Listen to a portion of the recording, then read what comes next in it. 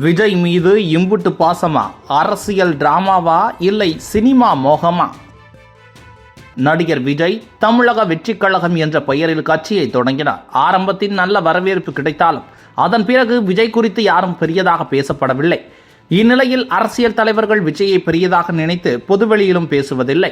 ஆனால் சினிமா பிரபலங்களை எங்கு பார்த்தாலும் செய்தியாளர்கள் விஜயின் அரசியல் வருகை குறித்து கேள்விகளை எழுப்பி வருகின்றனர். அவர்களும் ஆதரவு தெரிவித்து வருகின்றனர். அது எல்லாம் பொய்வேஷம் எனவும் சில தகவல் வருகிறது. விஜய் அரசியல் என்பது அவரது அம்மாவை தவிர விஜயின் மனைவி, குழந்தைகள் என யாருக்கும் விருப்பமில்லை என ஒரு பேச்சும் அடிபட்டு வருகிறது. சினிமாவில் நடித்து வரும் விஜய் எப்போதும் தனக்கான ரோல் முடிந்தவுடன் கேரவன் உள்ளே சென்று விடுவாராம். வெளியில் வந்து என்ன நடக்கிறது என்று பார்க்க மாட்டாராம் என சில நடிகர்களே கூறியுள்ளனர். அப்படி இருக்கையில் தற்போது வெங்கட் பிரபு இயக்கத்தில் நடித்து வரும் விஜயின் கோட் படம் விறுவிறுப்பாக நடந்து வருகிறது. இந்த படத்தின் ஷூட்டிங்கின் போது ரசிகர்களை தினமும் சந்தித்து விஜய் புகைப்படம் எடுத்து கொண்டு சென்றார். இதற்கு அரசியலில் விஜய் வந்ததன் காரணமாகவே இருக்கலாம் என சினிமா விமர்சகர்களால் கூறப்பட்டது. இந்த நிலையில் நடிகர் விஜய் அரசியல் கட்சி குறித்தான கேள்விக்கு பதிலளித்த நடிகர் அர்ஜுன் தாஸ், நடிகர் விஜய்க்கு ஆன்லைனில் வாழ்த்துக்களை தெரிவித்ததாகவும் நன்கு யோசித்துதான் அவர் அந்த முடிவை எடுத்திருப்பார் எனவும் கூறினார்.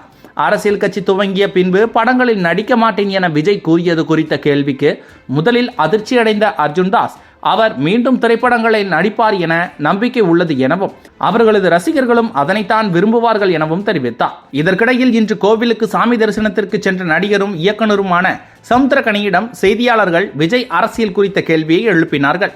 இதற்கு பதிலளித்த சமுத்திரக்கனி, விஜய் நல்ல மனிதர், அரசியல் செய்ய வருகிறார், அவருக்கு எப்போதுமே எனது முழு ஆதரவு கிடைக்கும், தேவைப்பட்டால் அவருடன் இணைந்து பயணிக்கவும் தயாராக உள்ளேன் என கூறியுள்ளார். நடிகர் விஜய் உங்களை அரசியலுக்காக பிரச்சாரம் செய்ய அழைத்தால் செல்வீர்களா என்ற கேள்விக்கு அவர் என்னை கூப்பிடலனா கூட நல்ல விஷயத்துக்காக நானே முதலில் செல்வேன் என வெளிப்படையாக விஜய்க்கு ஆதரவு தெரிவித்திருக்கிறார். சமுத்திரக்கனி பேசியது விஜய் ரசிகர்களிடம் குஷியை ஏற்படுத்தி உள்ளது. முன்னதாக நடிகை வாணிபோஜனிடம் விஜய் குறித்த கேள்விக்கு விஜய்க்கும் ஒரு வாய்ப்பு கொடுக்கலாம் என கூறியிருந்தார். இப்படி சினிமா வட்டாரங்கள் எல்லாம் ஆதரவளித்து வருவது விஜய்க்கும் அவரது ரசிகர்களுக்கும் குஷியாக இருந்தாலும் வடிவேலுவிடம் இது குறித்த கேள்விக்கு அவ்வளவுதான் என முடித்துவிட்டு போனார்.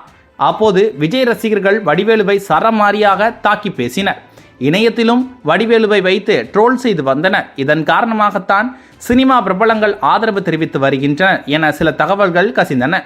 இதற்கிடையில் ஒரு பக்கம் விஜய் சினிமாவில் இன்னும் ஒரு படத்தில் நடித்த பிறகு அரசியலில் முழுமையாக இறங்குவதாக தெரிவித்திருக்கிறார். 2026ஆம் ஆண்டு தமிழகத்தில் என்ன வேண்டுமானாலும் மாறலாம். ஒருவேளை மக்கள் விஜயை தேர்ந்தெடுக்கவில்லை என்றால் விஜய் மீண்டும் அவரது முடிவை மாற்றுவதற்கு அதிக வாய்ப்பு இருப்பதாக கூறப்படுகிறது. கமலஹாசன் அரசியலில் வந்த பிறகு சோபிக்கவில்லை.